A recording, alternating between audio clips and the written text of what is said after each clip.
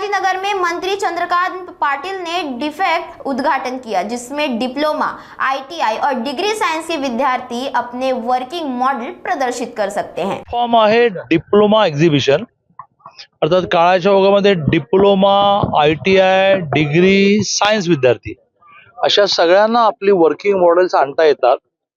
86 साली सांगलीमध्ये सुरू झालेलं हे डिपेक्स करता करता करता इतकं वाढलंय की 35व्या डिपेक्स मध्ये काही हजार एंट्री येणार आहेत आणि त्याच्या मग मेकॅनिकल, इलेक्ट्रॉनिक, इलेक्ट्रिकल, कॉम्प्युटर अशा सेक्शन्स असतील। पॉलिटेक्निकचा अभ्यास करताना एक वर्किंग मॉडेल करावं लागतं। त्या वर्किंग मॉडेलची स्पर्धा आहे, पण स्पर्धेमुळे आणि मोठमोठी बक्षिसं असल्यामुळे, त्याला राज्य शासनाची मान्यता असल्यामुळे खूप नवीन शोध अभ्यासक्रमापुरतं न लावता काही डोक्यात चाललेले नवीन शोध लोक एक्झिबिशन मध्ये आणतात। इंडस्ट्रीला त्यामुळे खूप नवीन प्रॉडक्ट मिळतात। या तरुण तरुणींना मार्केट मिळतं। काही हजार हा शब्द अपुरा पडावा इतके प्रदर्शन बघायला येतात। मी विद्यार्थी परिषदेत होतो त्या काळात ते सुरू झालं, मग नंतर मी राष्ट्रीय स्वयंसेवक संघात गेलो, मग बीजेपीत आलो, सरकारमध्ये आलो। आता एवढा वेळ मिळत नाही, पण यावेळेला त्यांनी खूपच आग्रह धरला। मला आणखीन एका ठिकाणी जायचंय जेही माझ्या दृष्टीने महत्वाचं आहे, डॉक्टर हेडगेवार रुग्णालय। त्याचं मेडिकल कॉलेज होण्यामध्ये काही माझा खारीचा वाटा असल्यामुळे त्यांचं खूप दिवस चालू होतं या तर आता दोन्ही करून म्हणून आलो। या डिपेक्सची जी प्रचंड मोठी उभारणी होती, त्याची पायाभरणी आज झाली। आता मंडप सुरू होईल। त्या डिपेक्सलाही खूप शुभेच्छा आणि लोकांना आवाहन करेन की आता आपल्याला असं नवनवीन बघायला शिकलं पाहिजे, त्याला प्रोत्साहन द्यायला शिकलं पाहिजे। त्याच्यातून संपूर्ण जगाच्या इकॉनॉमीवर आपण कंट्रोल करू, कारण वर्षानुवर्ष आपण शोधच लावत नव्हतो। इतरांनी लावलेले शोध आपण वापरत होतो आणि त्यांना रॉयल्टी देत होतो, त्यातून ते श्रीमंत झाले। आता आपली तरुण तरुणी प्रोत्साहन मिळाल्यामुळे खूप शोध लावायला लागली, जग ते शोध वापरायला लागलं आणि त्यातून त्यांना आणि आपल्या देशाला रॉयल्टी मिळायला लागली। त्यामुळे जर 2047ला देशाच्या स्वातंत्र्याला 100 वर्ष पूर्ण होतील, त्यावेळेला मोदीजींचं स्वप्न आहे की देश जगामध्ये 1 नंबरचा आर्थिक होईल, जो आता 4थ्या नंबरवर आहे। तर जगभरातल्या मार्केटमध्ये आपली प्रॉडक्ट जायला लागतील। त्याचा बेस, त्याची सुरुवात, त्याचं प्रोत्साहन हे डिपेक्स आहे। संसदीय कार्यमंत्री आहात म्हणून विचारतोय, विरोधकांकडे दोन्ही सभागृहामध्ये नेता नाही, हा पूर्णपणे अधिकार सरकारचा नसतो।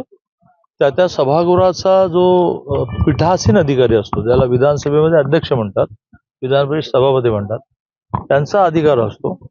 सरकारने त्यांना फक्त सुचवायचं असतं आणि त्यामुळे त्यांना काही टेक्निकल अडचणी आहेत। म्हणजे एकूण सभागृहाच्या संख्येच्या 1/10 संख्या ही कुठल्याच पक्षाकडे नसल्यामुळे ते बरेच दिवस या विषयात काही निर्णय करत नाहीयेत। पण ह्या अधिवेशनात काही मार्ग निघावा असं मला वाटतं। तुम्हाला वाटतं का विरोधी पक्ष नेता असावा म्हणून वाटतं? नाही, विरोधी पक्ष नेता असावा की नाही माहित नाही, पण विरोधी पक्ष असावा जो आता अगदीच दुर्बिणीतून शोधावा इतका छोटा आहे आणि सत्ताधारी तेव्हाच नीट वागतात ज्यावेळेला विरोधी पक्ष हा लोकांचे प्रश्न अतिशय प्रभावीपणे मांडतो। आता मी संसदीय कामकाजमध्ये दुपार होता होता होता होता सभागृह इतकं रोडावतं की त्या मंत्र्याला काही मांडणी करायला उत्साह बनवतो, समोर कोणी नसतातच। त्यामुळे विरोधी पक्ष नेता असावा की नाही असावा, तर असायला पाहिजे। विरोधी पक्ष मात्र तगडा असायलाच पाहिजे, त्याशिवाय लोकशाहीमध्ये लोकांच्या प्रश्नांची चढ लावली जाणार नाही। झालं त्याचं GR निघा। नाही, काहीतरी चुकीचं बोलताय। विद्यापीठ कॅम्पस मधल्या प्राध्यापकांच्या भरतीसाठी 2 वर्षापूर्वी मान्यता होऊनही त्यावेळेचे राज्यपाल आणि आता उपराष्ट्रपतींनी काही क्वालिटीचे आग्रह झाले, चुकीचे नव्हते, पण ते प्राध्यापकांना मान्य नव्हते, UGCच्या नियमाच्या विरुद्ध होते, म्हणून 2 वर्ष त्याच्यात डिबेटमध्ये गेली। आता ते क्लिअर झालं की 60% हे त्याच्या क्वालिफिकेशनवर आणि 40% त्याच्या इंटरव्ह्यूवर।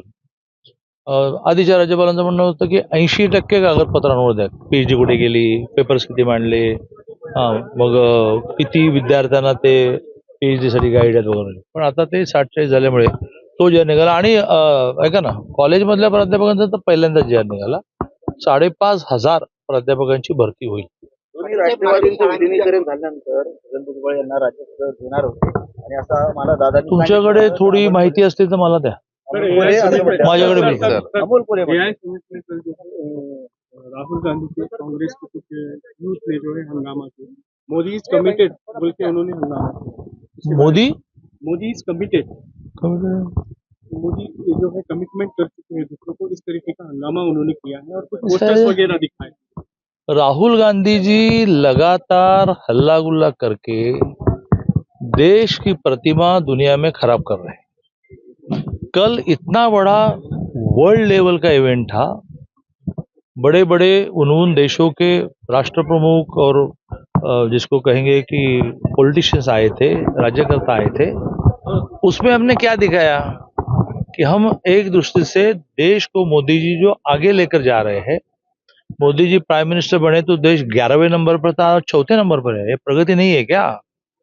तो यह यदि 2047 तक एक नंबर पर जाना है तो इस प्रकार की इनोवेशन, इस प्रकार की दुनिया की रिक्वायरमेंट को पूर्ण करने का प्रयत्न ये भारत से होना पड़ेगा।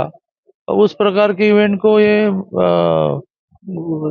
आंदोलन करके एक दूसरे से दुनिया में भारत की प्रतिमा बिगाड़ रहे हैं। इसका सर्वसामान्य व्यक्ति के तौर पर और पॉलिटिशियन के तौर पर भी हम जितना कर सके उतना तीव्र निषेध करें। महाराष्ट्राच्या सत्ता संघर्षावरती पहिल्यांदा भूषण गवई यांनी भाष्य केलेलं आहे. तेलंगणाचा खटला मी लवकर दिला, खटला कुणाकडे द्यायचा याचा अधिकार सरन्यायाधीशांना आहे. मी नंतर सरन्यायाधीश झालो त्यावेळी मी कुणाचा खटला काढून घेऊ शकत नव्हतो किंवा लवकर घ्या असं सांगू शकत नव्हतं, असं भाष्य त्यांनी केलं. असं ते इतकं मोठं व्यक्तिमत्व आहे, त्याने म्हटलेल्यावर मी म्हणणं म्हणजे बरोबर नाही ना. त्यामुळे त्यांनी म्हटलं ते त्यांच्या अनुभवातून म्हटलं. RSSच्या मानहानी प्रकरणात आज राहुल गांधींची सुनावणी आहे. संपले प्रश्न संपले.